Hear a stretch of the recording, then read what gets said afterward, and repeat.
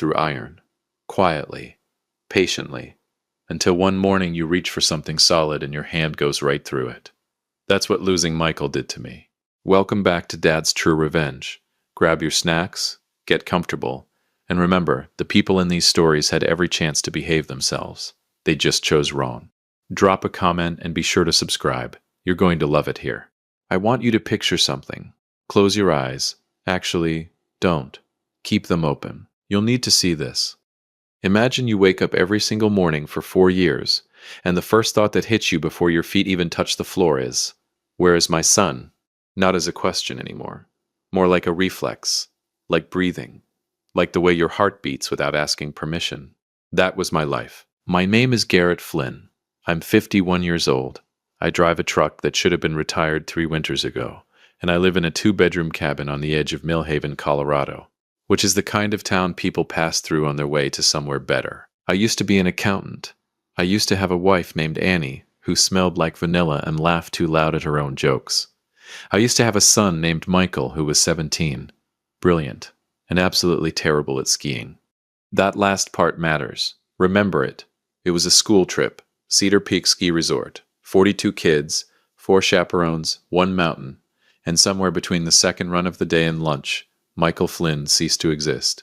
No body, no note, no goodbye. Just a missing ski pole found 300 yards off the marked trail, a boot print in the snow that stopped like God himself had reached down and lifted my son off the earth, and a resort staff that went from sympathetic to suspicious to silent in the span of about 72 hours. I remember Cole Branson, the ski instructor assigned to Michael's group, standing in the resort office with his arms crossed, telling the sheriff.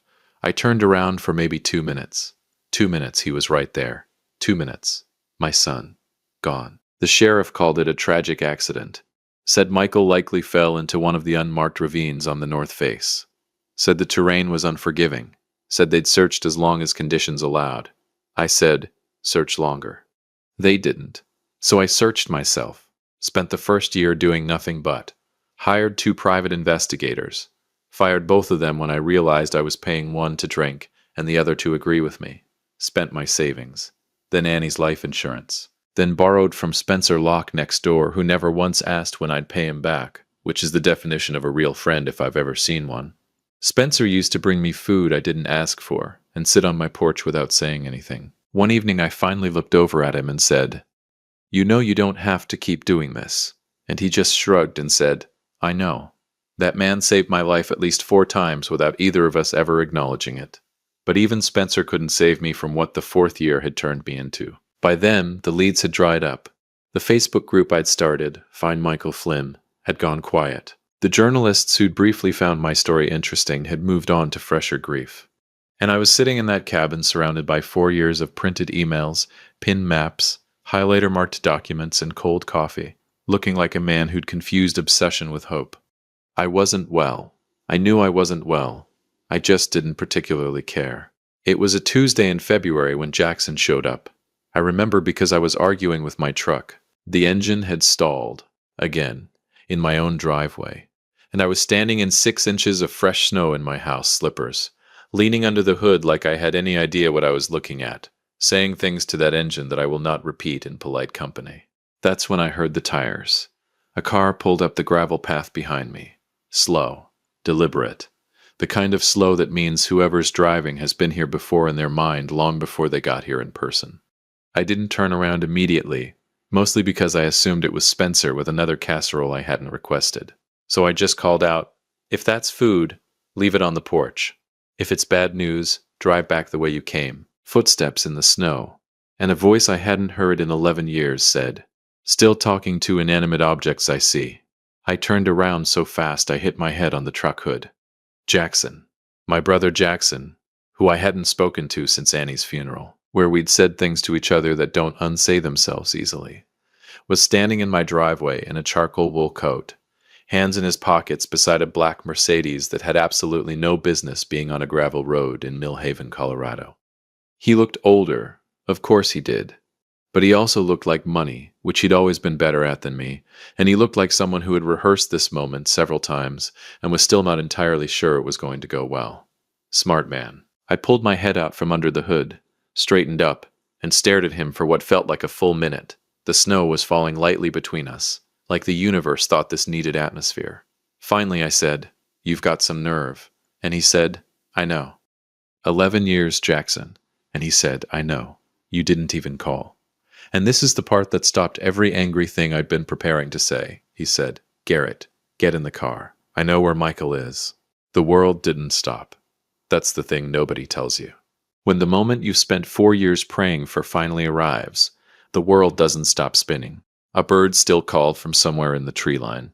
My truck engine ticked as it cooled. Snow kept falling. But I stopped. Every molecule in my body just stopped. I looked at my brother's face. Jackson has always been many things. Slippery, ambitious, occasionally infuriating. But he has never, not once in his life, been a liar. That was always my one grudging respect for him. The man did not lie. He wasn't lying now. I could see it in the way he was standing. Not like someone delivering hope. Like someone delivering a weight. Like whatever he knew was something he'd been carrying for a while, and it had not been comfortable.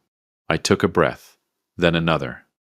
Then I looked down at my house slippers, looked back up at him. "Give me 2 minutes to put on actual shoes." He almost smiled. Almost. "Take 3, he said. "We've got a long drive." I grabbed my boots, my jacket, and the one thing I always kept on the kitchen counter, a photograph of Michael. 17 years old, grinning like he owned the world, standing at the base of Cedar Peak with his ski poles crossed like an X, wearing that ridiculous yellow helmet Annie had bought him because she said it would make him easy to spot on the slopes. Easy to spot. I tucked it into my breast pocket, right over my heart, and walked out to my brother's Mercedes. Whatever Jackson knew, wherever this road was going, I had been waiting 4 years for it. I was ready, or so I thought. If you've made it this far, do us one quick favor. Subscribe. A lot of people watch without ever doing it, but it costs you nothing and means everything to us. Thank you, genuinely. There's a particular kind of silence that exists between two brothers who haven't spoken in 11 years. It's not peaceful. It's not comfortable. It's the kind of silence that has furniture in it. Old arguments, old wounds, things said at a graveside that neither man has ever figured out how to take back. It fills a car the way smoke fills a room. Slowly, completely, until breathing becomes a conscious effort. Jackson drove. I sat. For the first 20 minutes, neither of us said a single word. I watched the Colorado landscape roll past the window, bare aspens, gray sky, snow-packed roads, and I thought about all the versions of this conversation I'd imagined over the years, all the things I'd say to Jackson if I ever saw him again, the accusations, the questions, the 11 years of silence I'd planned to hand back to him like a bill he owed me. None of those conversations had started with, "I know where Michael is." So I threw out the script. Finally, without looking at him, I said, "How long have you known?" His jaw tightened. His hands shifted on the steering wheel. "Jackson, 8 months, he said. I turned to look at him so fast the seatbelt locked against my chest. 8 months. Garrett, you've known for 8 months, and you're only now. I needed to be sure. He said it quietly but firmly, the way he used to settle arguments when we were kids. Like volume was beneath him. What I found, what I stumbled into, I needed to verify every single piece of it before I came to you. Because if I came to you with half a story, you'd have gone in guns blazing and gotten Michael killed. That word landed like a brick through a window. Killed. I sat back in my seat. My mouth went dry. "Start from the beginning," I said. "And don't skip anything." Jackson was a defense budget auditor. For 11 years, while I was losing everything in Millhaven, my brother was quietly moving through the corridors of government contracting, following money trails for a living. He was good at it, annoyingly good, the kind of good that meant powerful people both needed him and resented him at the same time. 8 months ago, he'd been assigned to audit a contractor called Arcturus Group, private firm, defense adjacent. On paper, they managed wilderness training facilities for various federal agencies, survival programs, off-grid logistics, that kind of thing. He paused here and glanced at me. "You've never heard of them," he said. It wasn't a question. Should I have? Nobody has. That's by design. He'd started pulling their financials, he explained, and something hadn't added up. Arcturus had 3 registered facilities, all in mountainous regions, all remote, all listed under vague federal program codes that didn't link back to any publicly acknowledged agency. One of those facilities was 11 miles northeast of Cedar Peak Ski Resort. I felt something cold move through me that had nothing to do with the temperature outside. Keep going, I said. Jackson had started digging, carefully. The way you dig when you suspect the ground beneath you might be wired. What he found, buried under layers of shell companies and classified procurement codes, was a program called North Star. On paper, North Star was a wilderness endurance and cognitive resilience program, training exceptional young operatives for long-term fieldwork in extreme environments. The kind of program that took people who were physically capable, mentally sharp, and this is the part that made my stomach turn, untethered. No strong family connections, no one who'd come looking. But somewhere along the line, someone inside North Star had gotten ambitious, or lazy, or both, because they'd stopped waiting for willing recruits and started selecting them. Young people, teenagers mostly, exceptional ones, athletes, high academic performers, kids with documented survival instincts. They'd identify candidates through public records, school performance data, sports registries, and then they'd wait for an opportunity. A ski trip, I said. My voice didn't sound like mine. Jackson nodded slowly. Michael's school had filed the Cedar Peak trip with the County Recreation Board 6 weeks before it happened, he said. His academic record was in the state gifted registry. His cross-country times were publicly listed on the school athletics page. He paused.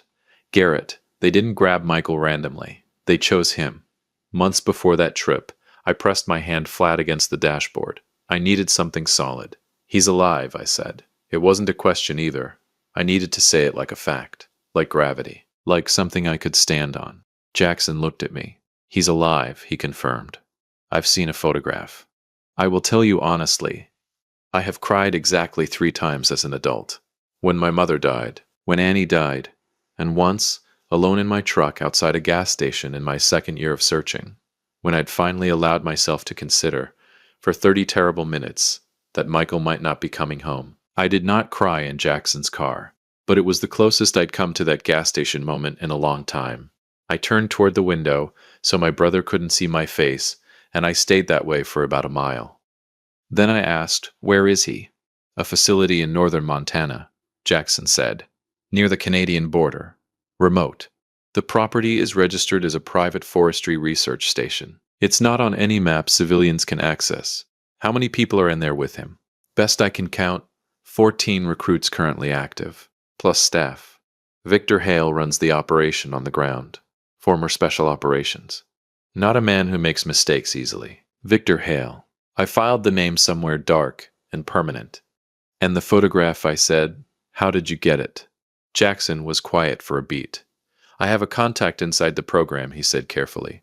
Someone who's been there from the beginning and isn't comfortable with the direction things have taken. Who? Another beat. Her name is Elaine Marsh. She's a behavioral psychologist. She was brought in to assess the recruit's mental adaptation, make sure the transition was sustainable. He said the last word like it tasted wrong. She contacted me through a back channel 3 months ago. She's been feeding me information since. Why? I asked. Why would she risk that? Jackson's hands tightened on the wheel again. Because Michael isn't adapting, he said quietly. He never fully adapted. 4 years in, and he still asks about you, still talks about home. They've tried everything to redirect that. New identity, intensive conditioning, isolation protocols. He paused. He's been resistant since day 1, and Victor Hale has run out of patience for resistant. The cold thing moved through me again, faster this time. What does that mean? I said. What happens when Hale runs out of patience? Jackson didn't answer right away. Jackson, what happens? They don't keep people who won't commit, he said. That's the policy. Has been from the beginning. They consider a non-committed recruit a liability. He glanced at me once, quick, and then back at the road. Elaine says they've given Michael 60 days. After that, they reclassify him. Reclassify, I repeated. That's a very clean word for something that sounds very dirty. Yes, Jackson said simply. It is. We drove another 20 minutes before I spoke again. I was doing the math in my head. 60 days. 60 days from when? How many were already gone? How long ago did Elaine tell you this? I asked. 19 days ago. 41 days. We had 41 days. I exhaled slowly through my nose. Where are we going right now? I said. Right now, today. Where does this road end? A motel in Durango, Jackson said. Elaine is meeting us there tonight. She got out of the facility 4 days ago. Told Hale she needed a personal leave. He gave her a week. After that, he'll get suspicious. So she's the plan, I said. She's the beginning of the plan, Jackson corrected. She knows the layout, the staffing rotations, the security protocols. She knows where Michael is housed, what his daily schedule looks like, where the blind spots are. I nodded slowly. My brain was already shifting gears, from grief to something sharper, something it hadn't been in 4 years. Purpose. One more question, I said. Go ahead. I turned and looked at my brother, really looked at him, for the first time since he'd pulled into my driveway. Why did you come to me? I said. You could have gone to authorities, a journalist, a congressman, someone with actual power. Why drive to a broken-down cabin in Millhaven and collect the wreck of a man your brother has become? The road hummed beneath us. Then he said, because he's not my son, Garrett. And this isn't my fight to win. He paused, but he's my nephew, and I've spent 11 years being the kind of man who stays out of things that are hard. His voice shifted slightly, something underneath it that sounded like it had been waiting a long time to come out. I'm done being that man. I didn't say anything. Neither did he. But somewhere between Millhaven and Durango, in a black Mercedes on a snow-packed Colorado road, 11 years of silence quietly folded itself up and moved to the back seat. We had 41 days. We had a psychologist on the inside. We had a brother who'd finally shown up. And we had Michael, my son, still fighting after 4 years. Still asking about home. He was waiting for me. And I was coming. If you've been listening for a while and want stories like this to keep coming, it really helps if you hit that like button and subscribe. 97% of people never do, but it's what keeps this whole thing running. So thank you for real.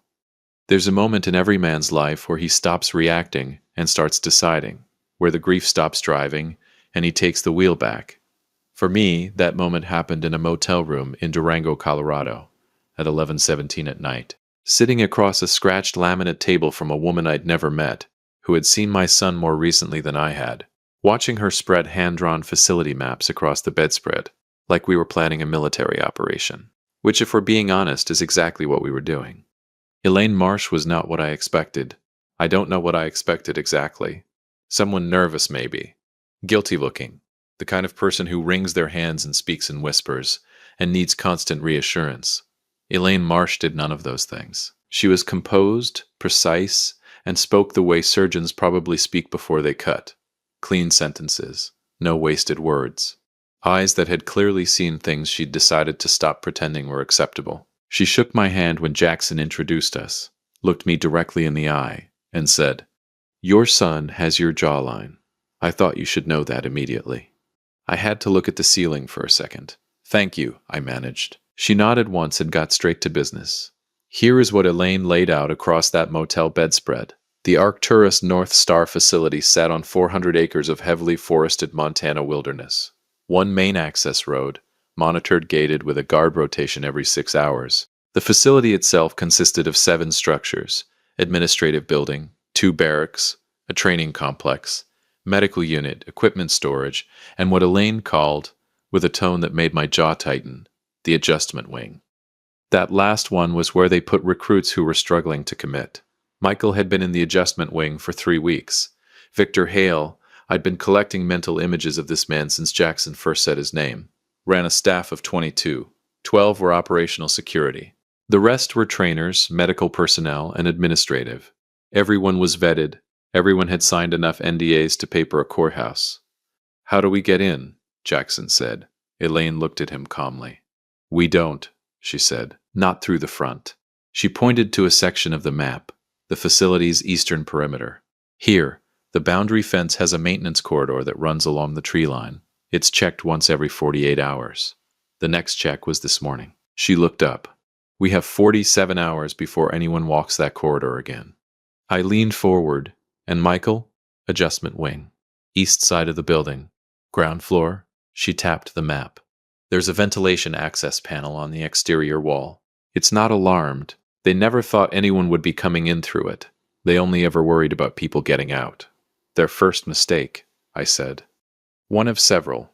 Elaine said quietly, and something in her voice told me she'd been cataloging those mistakes for a long time. We left Durango at 3 in the morning. Jackson drove. Elaine navigated. I sat in the back seat with Michael's photograph in my hand and a silence in my chest that was completely different from the one that had filled the car earlier. This one wasn't heavy. This one was loaded. 14 hours to the Montana facility. We stopped once for fuel and bad coffee. Jackson tried to hand me a sandwich somewhere around Wyoming, and I looked at it like it had personally offended me. "You need to eat," he said.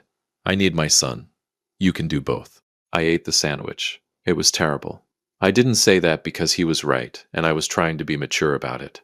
We arrived at the tree line east of the facility at dusk the following day.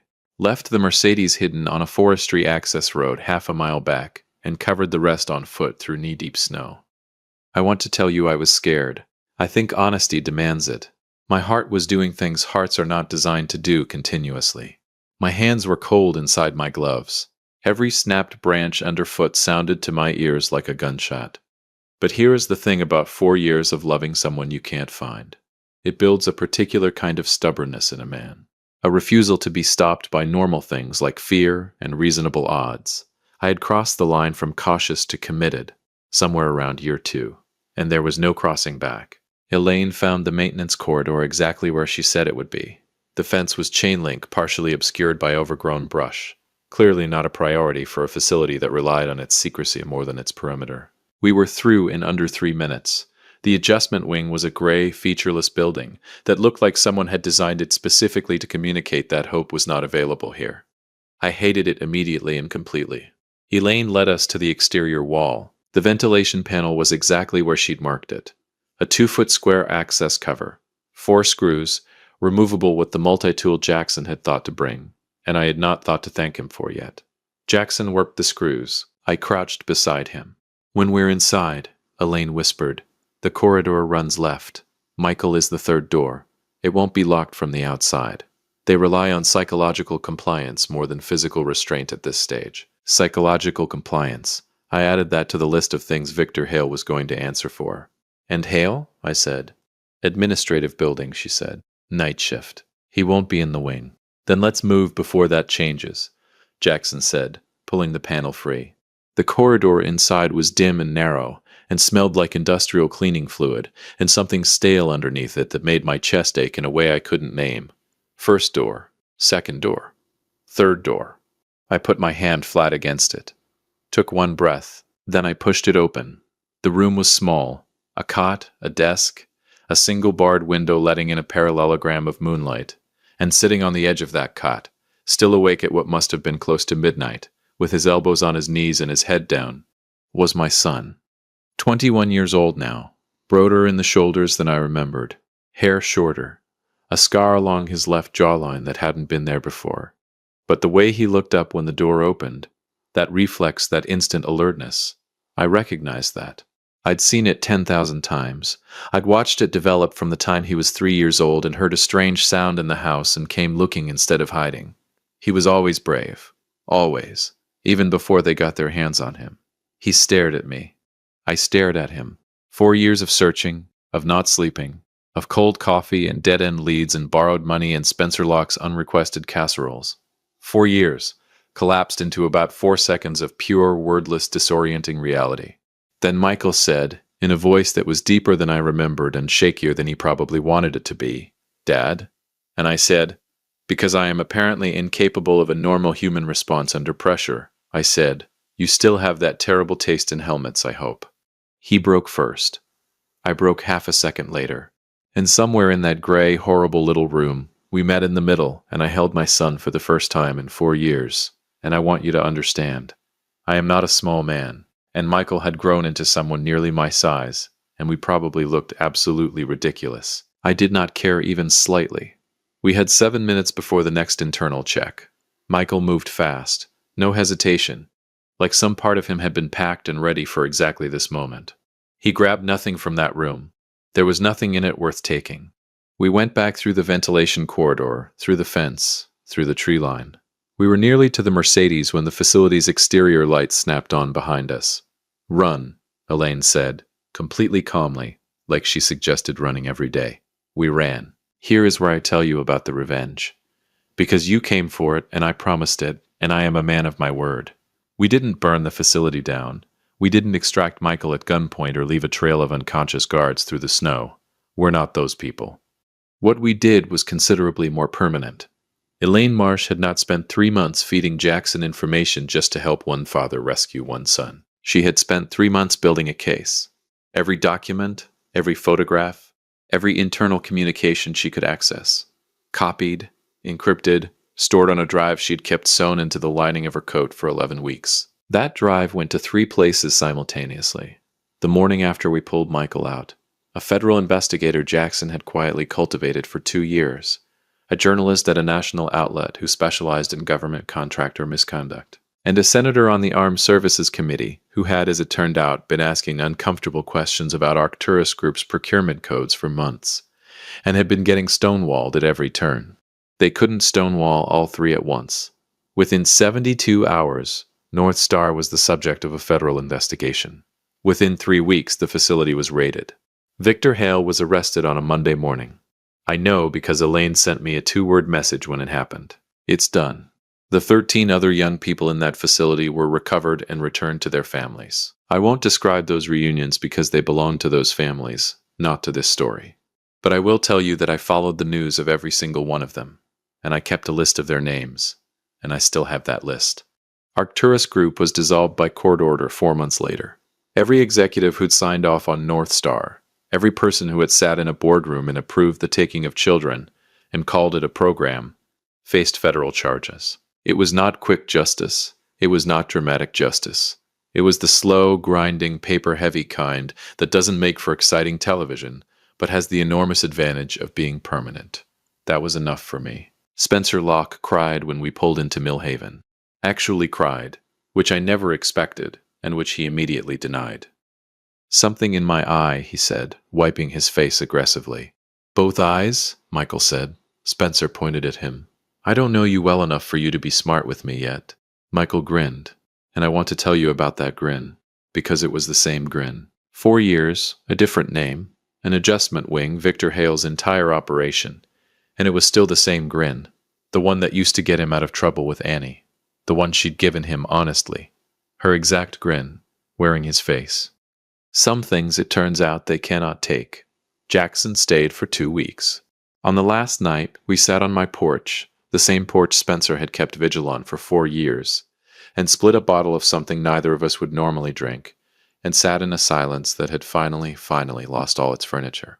At some point he said, "I should have come sooner, to Millhaven. After Annie, I should have come." And he said, "I'm sorry, Garrett."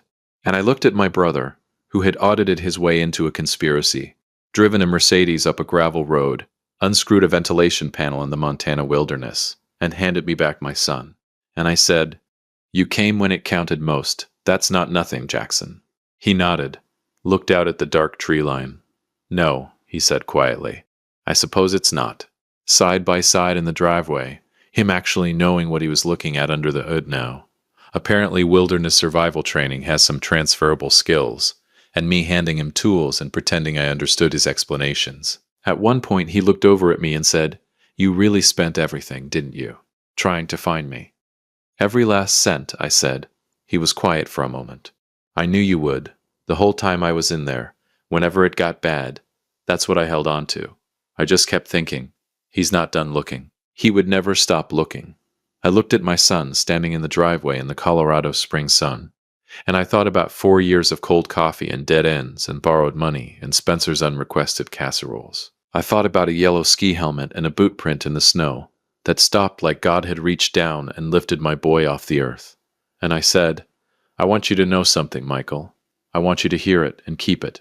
He looked at me. "There is no version of this world," I said, "in which I stop." He held my gaze for a long moment. Then that grin, Annie's grin, his grin, the one they couldn't take, spread across his face. And he handed me a wrench and said, "Now hold that while I show you what's actually wrong with this truck. Some losses don't break you all at once. But some things, when they come back, when they finally, stubbornly, impossibly come back, they put you back together the same way, quietly, patiently, piece by piece, until one morning you reach for something solid, and it's there. If you like this story, join our community by hitting that like button and subscribing for more real, raw, and family-centered stories. And as always, thank you for being a part of this sphere.